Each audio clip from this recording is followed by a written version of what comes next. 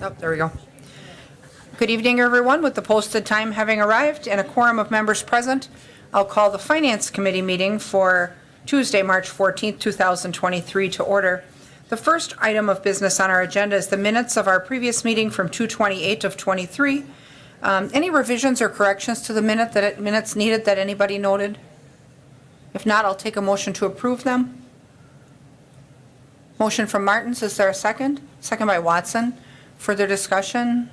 Seeing none, members in favor signify by saying aye. Aye. Aye. Opposed? None are opposed. That motion carries. Item number 2 is discussion and possible action regarding ARPA funding requests and related budget modification. You'll notice in the packet we have 2 of them to discuss tonight.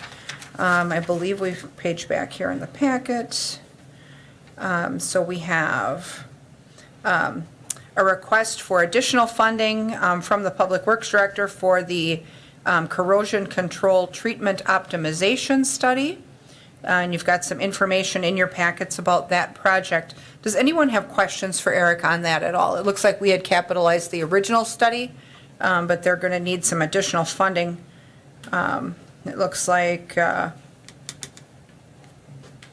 do you want to walk us through the request a little bit about the corrosion control? Yeah, so Thanks. when we put the new treatment facility online, the DNR and the EPA are requiring us to take a look at our corrosion control study, which mitigates our lead within our water system.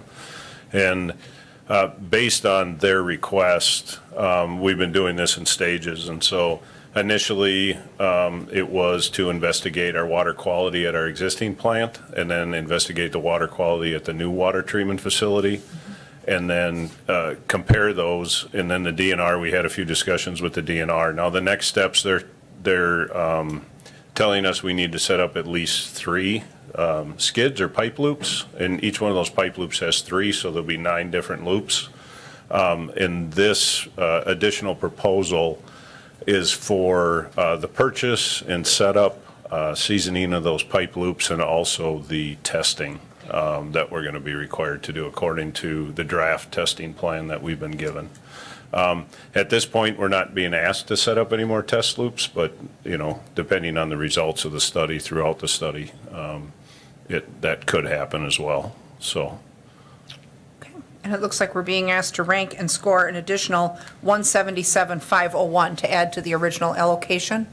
Does anyone have questions about that at all? Go ahead, Carol. Thanks.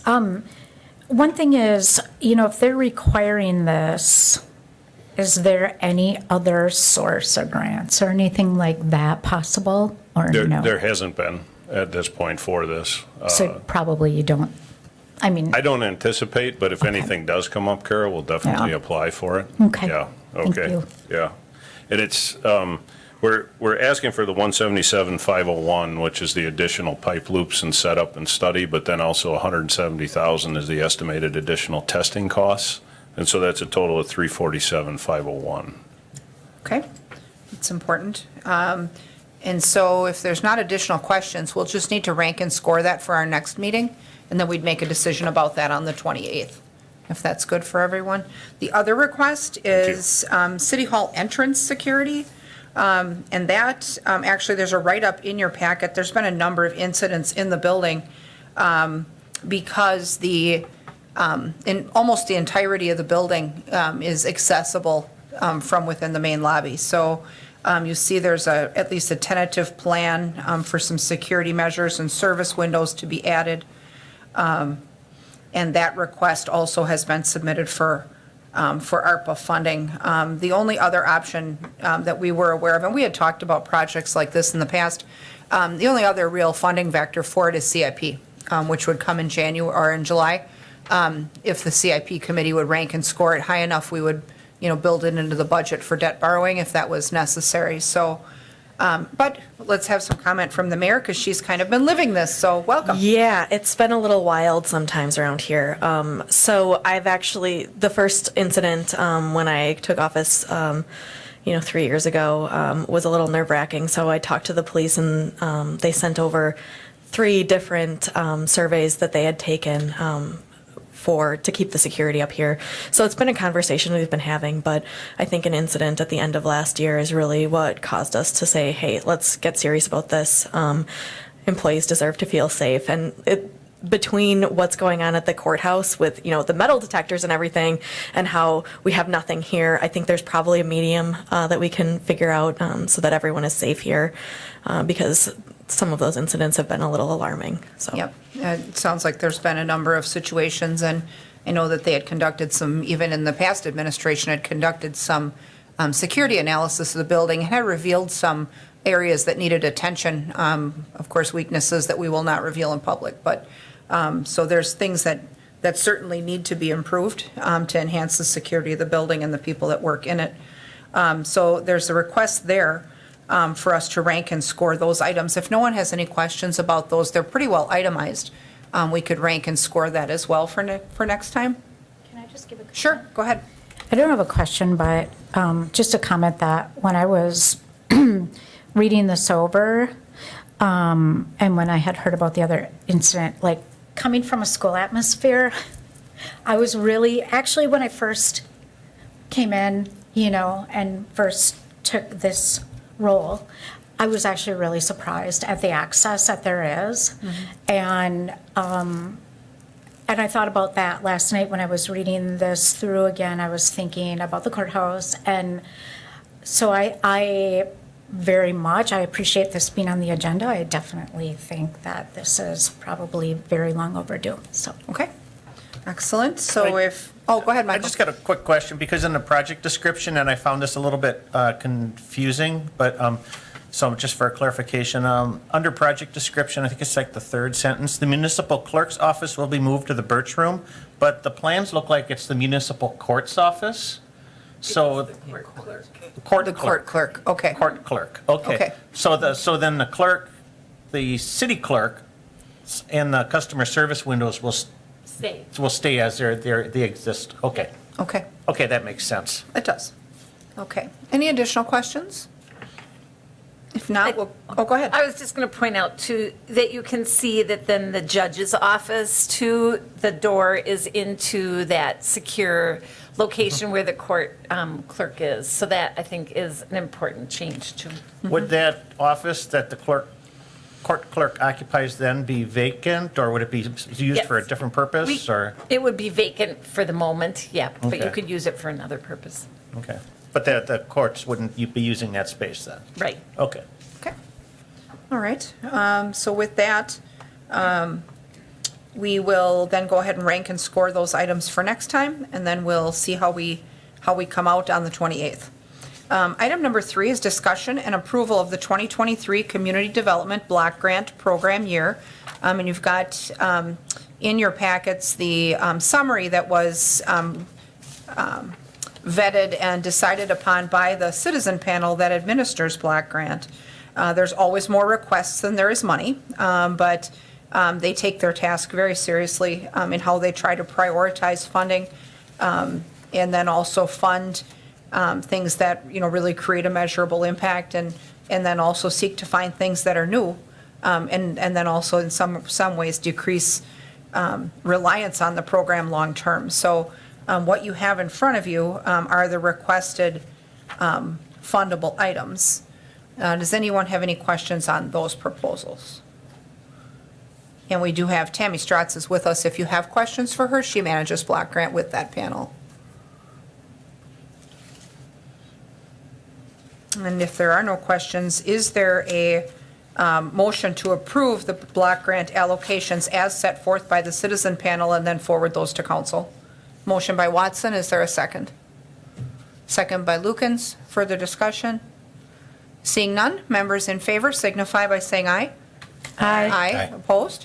None are opposed, that motion carries.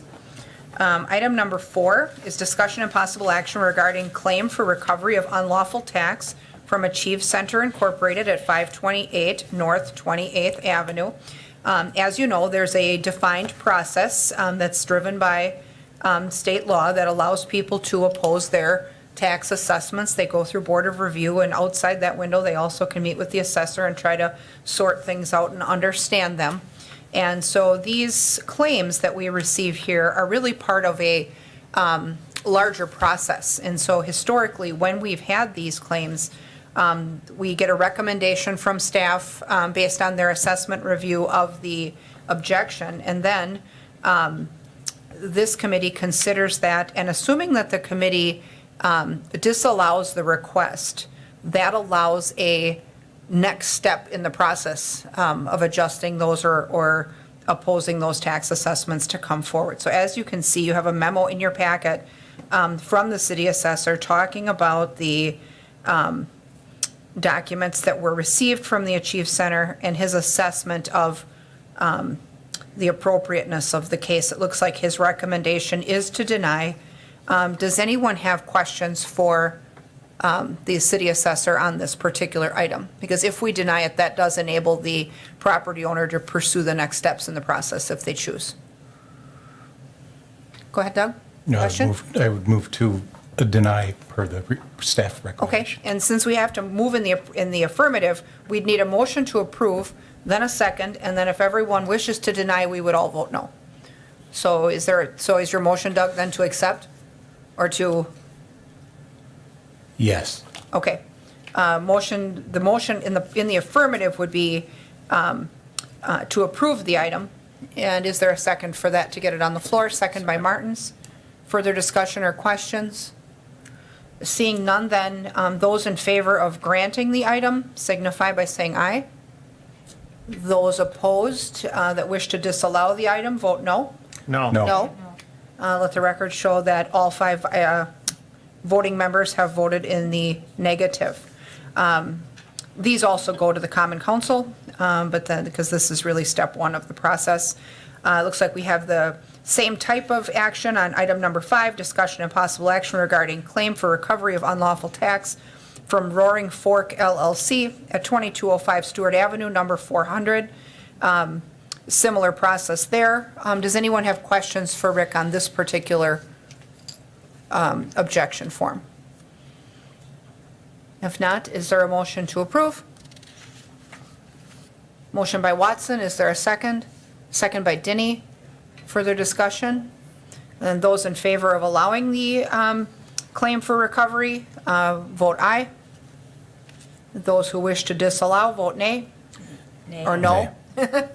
All right, and let the record show that has also been unanimously defeated. So those will move on to the Common Council, and then that process can continue. Item number 6 is discussion and possible action on 4th Amendment to Advanced Physical Therapy and Sports Medicine SC On-Site Health Services Agreement. And you'll see we've got a memo in the packet on that requesting to change the amount billable under the contract from $80 an hour to $85. Does anyone have questions on that item? If not, is there a motion to approve the adjustment? Motion by Lukens, is there a second? Second by Martins. Further discussion? Seeing none, members in favor signify by saying aye. Aye. Opposed? Let the record show that has also passed. Let's see. Item number 7, discussion and possible action on renewal of parking lot lease with Colonial Property 4 LLC for the parking lot at 3rd and Grant. And we've got that item also in the packets. Does anybody have questions on that item as far as the renewal of the parking lot lease? If not, is there a motion to proceed with the renewal? Motion by Dinny, is there a second? Second by Martins. Questions or discussion? Seeing none, members in favor signify by saying aye. Aye. Aye. Opposed? None are opposed. That item carries as well. Item number 8 is discussion and possible action regarding a budget modification for citywide janitorial services. And you've got a couple of proposals in the packet whereby there was a list of services that are needed at the various publicly owned buildings and some analysis of those needs, and then we see the relevant pricing. So we'll bring up Eric to kind of walk us through that. So, yeah, thank you. Sure. So the services, the janitorial services that the city's been using, the last contract was from, I believe, 2004 or 2006. And it was with K-Tech at the time, which is now Ascent Services, ASI. And we've continued on a month-to-month basis with them. They approached us last year and said that they needed a new contract. Services have been declining just because costs haven't increased, so services have been provided based on the costs from previous, significant years ago, when those costs are because the contract was never renewed. It was on a month-to-month basis. Pricing was never increased, and so they were still providing services for what they could for the prices that we had. So what we did was we prepared an RFP and requested bids and a scope of services for all of the facilities within the city. Currently, we're using 3 different janitorial services. This would put us into just one janitorial services for all of our city-owned facilities, from the airport to City Hall to the ramps to PD, not fire, water, sewer, all of those. So those would be broken up into the appropriate budgets. These are the costs that we received. Hands-on cleaning services was the low bid. I met with them afterwards, after we reviewed all the bids, because we hadn't worked with them in the past. Their references were good, and they were very responsive. They have the staffing to support the city with these services moving forward, and so would like your consideration for moving forward with hands-on cleaning services. Okay. Questions at all for Eric? It does look like consolidating those services and getting them updated a little bit does even result in some savings, which is helpful versus having it piecemeal. Is there a motion to approve the execution of a contract with hands-on cleaning? Motion by Denny. Is there a second? Second by Martins. Additional discussion or questions? I do have a question. Sure. If I may. What is that? And I don't know the cleaning service people that well in all of our locations, but are any employees going to be displaced by this move? No, we don't provide any of our cleaning. I know that the fire department does their own cleaning at their stations because they have people there, so that, that was in the past and it will continue. So, Okay, thank you. Yep. Okay. All right. So with a motion and a second on the floor then to move forward with the budget mod and the selection of the vendor, members in favor signify by saying aye. Aye. Aye. Opposed? None are opposed. That motion carries. Thank you. Thank you. Item number 9 is discussion and possible action approving the carryover of project funds for the Scott Street Bridge fencing project. You'll recall in last year's 2022 budget, there was an allocation made for fencing potentially to be installed in collaboration with the Wisconsin Public Service Project near the dam to fence our portion of the underside of the Scott Street Bridge.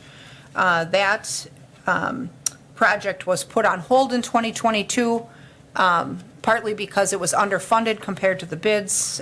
Second, there was some public opposition to the project itself, and so absent alternative sheltering solutions for folks that were still in the works at the time, that project was put on hold. Obviously, we've moved from budget year 2022 to 2023. And so now we're being asked to, obviously this contract was rebid. You see the results of the bid in the packet. And so there is a request to move the budget funding that was allocated in 2022 over to the 2023 budget as a carryover item. So what we have to decide here as the Finance Committee is only the money part of this issue. We don't decide the appropriateness or the popularity. That happens at City Council. It is on for council tonight at 6:30, and obviously greater discussion can be had there, but we do need to discuss whether or not we are willing to move those projects or those project funds over from year to year so that they could be considered and expended should the council decide to move forward. Doug? Yeah, I don't oppose the accounting portion of this to move the money into 2023, but I would oppose placing this on tonight's agenda for council before we have our committee of the whole to discuss sentiments on this matter. Correct. It is on tonight, and I share that sentiment. I think that it would be prudent for us to hold that item if possible. I think we can have that discussion with the mayor and the council president. I also think it would be important for us as a council to perhaps schedule a tour of that area so that we can see in terms of what actually is there and what's happening. So if that is the council's sentiment tonight, we certainly can request that at that meeting, but on the money end, we just have to decide if we want to move over the allocation. Whether they actually spend it or not is up to the council. So can we amend that now so we put it to the next council meeting and not this one? The council has to.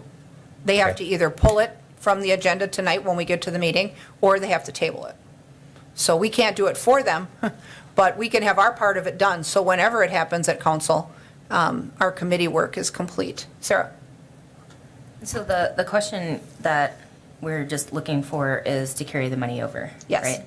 And so it's not actually approving the project to go forward. Nope. And even tonight at council, would it approve? If the council passed it tonight, it would approve the expense, the movement of the money, and with the movement of the money, the project could move forward. So the council's vote is pivotal, but ours is not.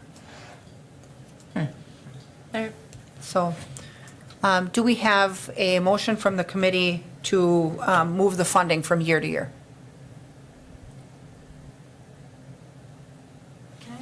Certainly, go ahead.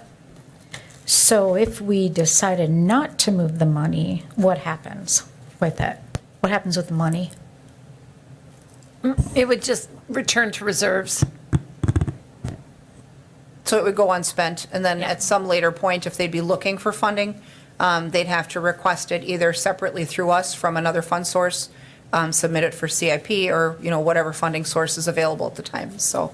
And if we voted to move the money and then it's not used later, same kind of thing? Yes. Okay. Go ahead, Sarah. And so even if we did vote it down here, it would still have to go in front of council tonight. Nope. Well, the item is on council tonight. They can choose to pull it in real time. So the mayor could remove the item from the agenda, or the council could vote to table it to a later date. So regardless of what we do here, they can make their own decisions.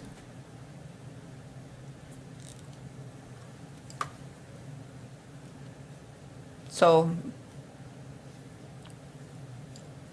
what's your pleasure, committee? Michael? Okay, I guess as a matter of course, we've always carried over, with projects that have not been completed in the previous fiscal year, we've always carried those monies forward. So as a matter of course with other projects, so I'm not sure if we can make a distinction with this one or not, but I'll make a motion to carry over the funding from 22 to 2023. Okay, so we have a motion to move over the funding from year to year. Is there a second for that motion? Motion by Lukens. Further discussion? Seeing none, members in favor signify by saying aye. Aye. Opposed? None are opposed, so that item carries.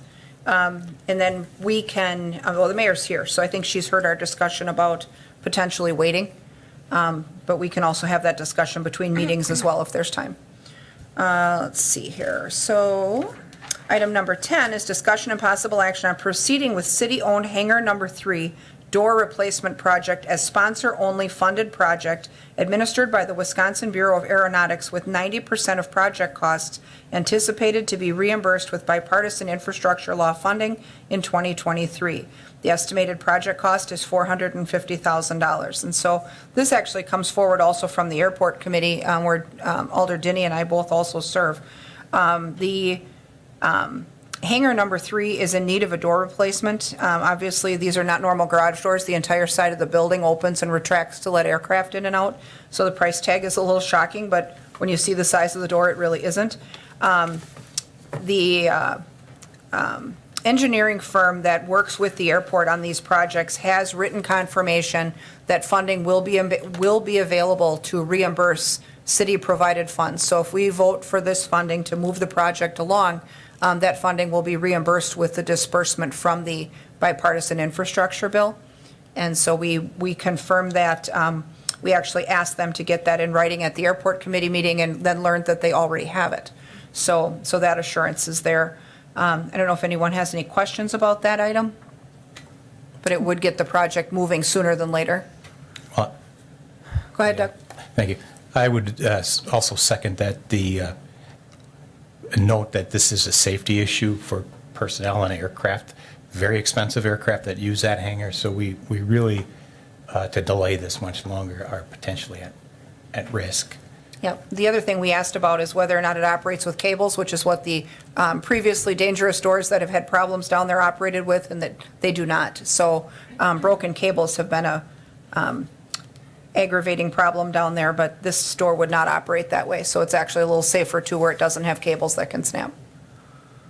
Is there a motion then to move this project forward? Motion by I would Denny? move that. Okay, is there a second? Second by Lukens.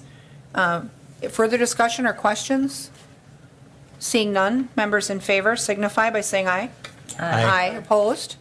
None are opposed. That item carries as well. Item number 11 is discussion and possible action on sole source request for environmental services from GHD to continue management of the Superfund site and the Holtz-Krause Fund, or Holtz-Krause site. Any questions on this? You've got the write-up in your packets. They've been managing this situation for quite some time, and the request is to continue those services with that consultant. They're, based on experience, I think uniquely qualified to continue, according to the write-up. Anybody have questions on that at all? Go ahead, Doug. Sure. Is there any connection or any link or any cooperation between GHD and what we're going to be seeing tonight or hearing tonight on the responsible party for our PFAS issue? Is there any connection, or should there be? We'll bring up Erica and ask. Yeah, thanks, Doug. GHD communicates with both the US EPA and the DNR on a consistent basis, on a quarterly basis every year with regards to this site. The US EPA, under the consent decree, determines what testing and stuff needs to be done. DNR ensures that that work is done and the monitoring is done appropriately. And if there's any modifications to that consent decree with the EPA for that Superfund site, then they direct that, and then the DNR ensures that that's done, with, it's a three-party agreement, so. But yeah, so they're involved, I mean, specifically with PFAS and other contamination. There hasn't been any investigation on that at this point, but there has been sampling done with regards to groundwater. Yep. Okay. Additional questions? Is there a motion then to approve the sole source request and continue the services? Motion by Lukens, is there a second? Second by Martins. Further discussion? Seeing none, members in favor signify by saying aye. Aye. Opposed? None are opposed. That motion carries also. Item number 12 is discussion and possible action regarding budget modification for fuel tank upgrade for Metro Ride. You'll recognize this as the item we held last time to see if we could find out a little more. There is some more information in the packets as far as what happened with whom. And it does appear that there was a volume of communication about the contract and the pricing, as well as the invoices. I think there was perhaps an acquisition that happened in there. The former transit director inquired about the difference between those two invoices, and then did not receive a reply prior to his retirement, but as he was leaving, learned that those two invoices are to be added together and that the one was not replacing the other. So it looks like the recommendation we have in the packet, based on the analysis, the recommendation is that we fund the difference and pay the vendor because the work has been performed. So does anyone have any questions on that at all? Because looks like we've got a memo from the city attorney kind of outlining what happened and when.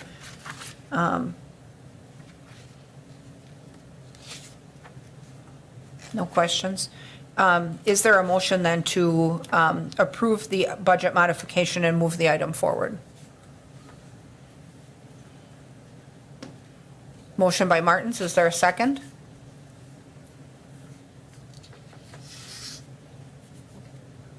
Second by Lukens. I was going to say not all at once.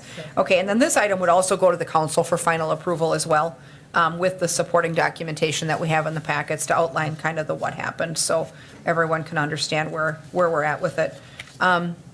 Any additional questions? Go ahead, Doug.